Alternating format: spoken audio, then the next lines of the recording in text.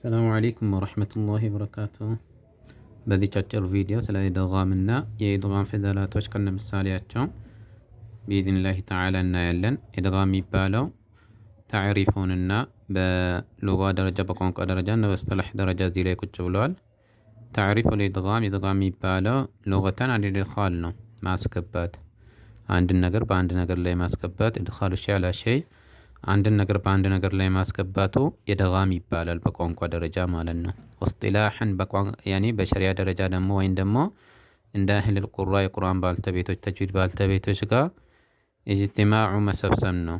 ሐርፈይን ሁለት ፊደላቶችን አወሉሁማ ሳኪን የመጀመሪያው ሱኩን የሆነውን ወሳኒ ሙተሐሪኩን ሁለተኛ ደግሞ ሙተሐሪክ የሆነ ሐረካ ያለው ፈትሐ ከስራ ዶማ ያለው ማለት ነው። ቢሐይሱ የሲራኒ በሚሆኑበት ጊዜ ሐርፈ ዋሂዳ አንድ ፊደል ሲሆኑ ማለት ነው።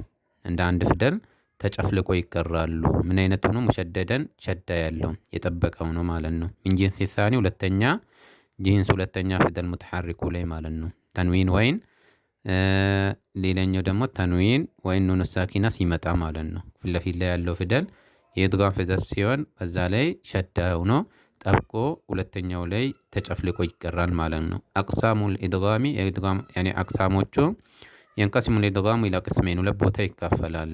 ኢድጋም ቢልጉና የጉና ያለው ማጉርናን የአፍንጫ ድምፅ አብሮ ያለውና ኢድጋም ቢገይሪ ጉናው ነው ያለ ጉና የሚቀራ የሆነ ማለት ነው።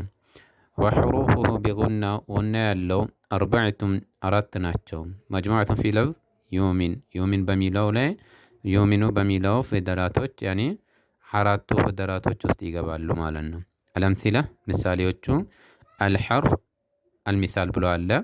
አልያኡ ታች ላይ በሳጥን ውስጥ ያለው ያ፣ ወልዋው፣ ወልሚሙ፣ ወኑን እነዚህ አራቱ ፊደላቶች ናቸው ማለት ነው። ለምሳሌ ያው ላይ ኑን ሱኩን ያ ፊት ለፊት ሲመጣ መን ያዕመሉ ፊአቱን የንሱሩነህ ፊአቱን ብለን ጉና እንሰጣለን። ዋው ላይ ደግሞ ሚዋሊ ሚው ብለን ጉና እንሰጠዋለን ማለት ነው። ሲራጀን ወሃጃ ሚማ ሲራጢን ሙስተቂም ኑኑ ላይ ኢነቁሉ መሊከን ኑቃቲል በዚህ አይነት ሁኔታ ባለጉናዎቹን እንቀራለን ማለት ነው። ቀጣዩ ትምህርታችን ላይ ደግሞ ይሄኛው ኢድጋም ቢገይሪ ጉናው ነው። ኢድጋም ጉና ያሌለው እሱም ደግሞ እንዴት እንደሚነበብ ከነምሳሌዎቹና ፊደላቶችን እናያለን። ወሐርፋሁ እስናኒ ሁለት ሐርፍ ነው ያላቸው።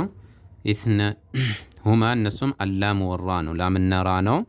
አላሙ አለው ለምሳሌ ተንዊን ላይ ሲመጣ ደግሞ እንደደል ይድሉ ጠበቅ ማድረግ ብቻ ነው። ጉና የአፍንጫ ድምፅ አብሮ ሳይኖር። አራኡ ራ ደግሞ ሚር